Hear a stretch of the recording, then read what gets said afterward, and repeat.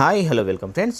నేను ఈరోజు మీకు national capital region planning board New Delhi నుంచి వచ్చిన నోటిఫికేషన్ గురించి వివరిస్తున్నాను. ఒకటే ఒక అన్రిజర్వ్డ్ పోస్ట్ ఉందండి ఈ నోటిఫికేషన్లో. ఇది ఒక ఇంపార్టెంట్ నోటిఫికేషన్ అని చెప్పవచ్చు. ఎందుకంటే ఈ నోటిఫికేషన్స్ ఇటువంటి టైప్ ఆఫ్ నోటిఫికేషన్స్ ఎవరికీ తెలియవు.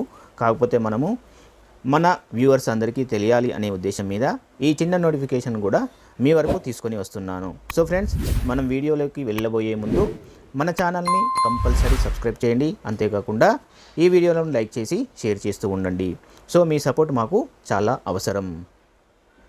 ఈ నోటిఫికేషన్ ద్వారా ఫిల్ చేయబోయే post name planning assistant regular post అండి. ఇది రెగ్యులర్ పోస్ట్, సెంట్రల్ గవర్నమెంట్కి సంబంధించిన రెగ్యులర్ పోస్ట్. ఒకసారి మీరు సెలెక్ట్ అయితే కనుక సెంట్రల్ గవర్నమెంట్ పే స్కేల్తో మీకు పోస్టింగ్ అనేది ఉంటుంది.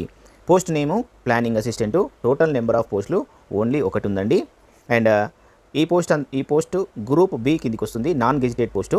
దీనికి పే లెవెల్ 6th ద్వారా 35,400 రూపాయలు పేమెంట్ ఉంటుంది.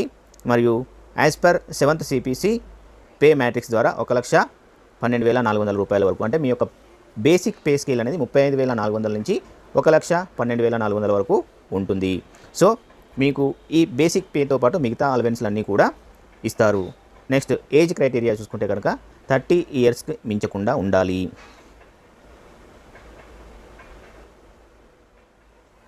ఎడ్యుకేషనల్ క్వాలిఫికేషన్ తీసుకుంటే కనుక డిప్లొమా ఇన్ ఇంజనీరింగ్ సివిల్ ఉండాలి, లేదా diploma in architecture 3 years full time డ్యూరేషన్తో సర్టిఫికేషన్ ఉండాలి. నెక్స్ట్ ఇక్కడ నోట్ ఇచ్చారు. ఈ నోట్ ద్వారా ఏంటి అంటే బ్యాచిలర్ డిగ్రీ చేసిన వాళ్ళు కూడా అప్లై చేసుకోవచ్చు. ఈ బ్యాచిలర్ డిగ్రీ అనేది architecture and civil engineering and planning, civil planning అనే సబ్జెక్ట్స్ల పైన మీకు బ్యాచిలర్ డిగ్రీ క్వాలిఫికేషన్ ఉన్నా కూడా అప్లై చేసుకునే అవకాశం ఉంటుంది. ప్రిఫర్డ్ పర్సన్స్ ఏంటి అంటే 2 years వర్క్ ఎక్స్పీరియన్స్ ఉన్న వాళ్ళకు ప్రిఫరెన్స్ అనేది ఇస్తారు. ఈ వర్క్ ఎక్స్పీరియన్స్ అనేది urban planning and working experience in GIS software. ఈ సాఫ్ట్వేర్ పైన మినిమం 2 years ఎక్స్పీరియన్స్ అనేది ఉన్న వాళ్ళకు ప్రిఫరెన్స్ అనేది ఇస్తారు. పీరియడ్ ఆఫ్ ప్రొబేషన్ 2 years ఉంటుంది. Method of recruitment direct recruitment ఉంటుందండి. జస్ట్ మీకు మీ యొక్క ఎడ్యుకేషనల్ క్వాలిఫికేషన్స్ని బేస్ చేసుకొని మెరిట్ ఆధారంగా రిక్రూట్మెంట్ అనేది జరుగుతుంది. ఇంటర్వ్యూ చేస్తారు, కాకపోతే ఒక ఇంటర్వ్యూ అనేది ఉంటుంది. ఈ ఇంటర్వ్యూకు సంబంధించిన డేట్ అండ్ వెన్యూ అనేది మీకు ఈమెయిల్ ద్వారా కానీ బై పోస్ట్ ద్వారా కానీ ఇన్ఫార్మ్ చేస్తారు. ఒకవేళ పోస్టల్ డిలే జరిగి మీకు ఆ పోస్ట్ అందకపోయినా కూడా డిపార్ట్మెంట్ రెస్పాన్సిబిలిటీ అనేది ఏమీ ఉండదు. కాబట్టి మీరు మానిటర్ చేసుకుంటూ ఉండండి. మీ పోస్ట్ మ్యాన్తో మీరు కాంటాక్ట్లో ఉండి ఒకవేళ ఏమైనా మీకు లెటర్స్ వస్తే ఇవ్వమని చెప్పి వాళ్ళని రిక్వెస్ట్ చేసి ఒక రిక్వెస్ట్ రేజ్ చేసి వాళ్ళతో మీరు కమ్యూనికేషన్ ఉంచుకోవాలి. ఈ ఎగ్జామినేషన్కి, ఈ ఇంటర్వ్యూకి మీకు అటెండ్ అవ్వడానికి TADA లాంటివి ఏవి కూడా పేమెంట్ చేసే అవకాశం డిపార్ట్మెంట్ నుంచి లేదు. And application in the prescribed ఫార్మాట్లో, అంటే మీ ఈ నోటిఫికేషన్కు వాళ్ళు కింద అప్లికేషన్ ఫార్మాట్ అనేది కూడా ఇస్తారు. అదే ఫార్మాట్ను మీరు డౌన్లోడ్ చేసుకొని టోటల్ పర్టిక్యులర్స్ అన్నీ ఫిల్ చేసి సబ్మిట్ చేయవలసి ఉంటుంది.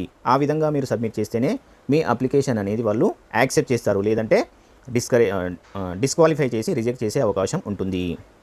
అప్లికేషన్ ఫీ 100 రూపాయలు ఉంటుందండి జనరల్ క్యాండిడేట్స్కి.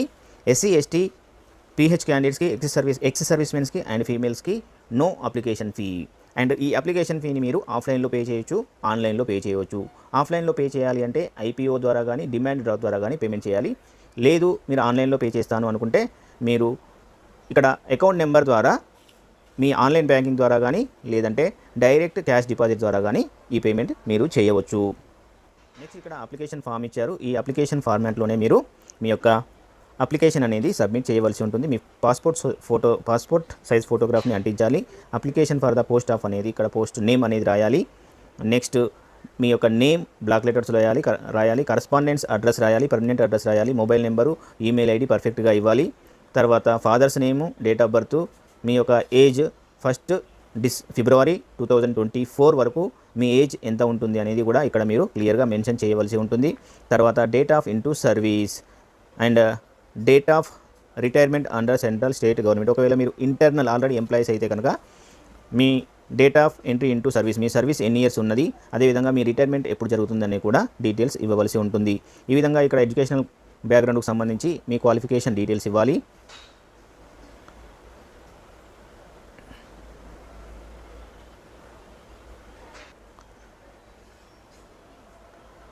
మీకు ఎక్స్పీరియన్స్ ఉంటే కనుక మీకున్న ఎక్స్పీరియన్స్, మీరు పనిచేస్తున్న డిపార్ట్మెంట్ పేరు, అదేవిధంగా మీ క్వాలిఫికేషన్స్, దాంతోపాటు మీకు ఎప్పుడు రిటైర్మెంట్ జరుగుతారు, మీ రోల్స్ ఏంటి, ఇవన్నీ కూడా క్లియర్గా అడుగుతున్నారు. దీనికి సంబంధించిన పూర్తి ఇన్ఫర్మేషన్ మీరు ఈ ఫార్మాట్ ప్రకారము ఫిల్ చేయవలసి ఉంటుంది.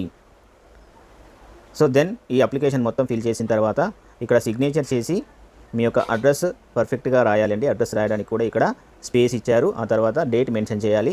దాంతోపాటు మీ యొక్క అప్లికేషన్ పంపించేటప్పుడు మీ సర్టిఫికెట్స్ అన్నీ కూడా కంప్లీట్గా జిరాక్స్ తీసి సెల్ఫ్ అటెస్టెడ్ చేయవలసి ఉంటుంది. సెల్ఫ్ అటెస్టెడ్ చేసిన సర్టిఫికెట్స్ మాత్రమే మీరు ఈ అప్లికేషన్కి పంపించాలి. సో ఫ్రెండ్స్, ఈ విధంగా ఈ నోటిఫికేషన్ ఉంది. మీరు ఈ వీడియో నచ్చినట్లయితే లైక్ చేయండి, షేర్ చేయండి. అంతేకాకుండా మన ఛానల్ని సబ్స్క్రైబ్ చేసి మీ సపోర్ట్ మాకు అందించండి. Thank you very much.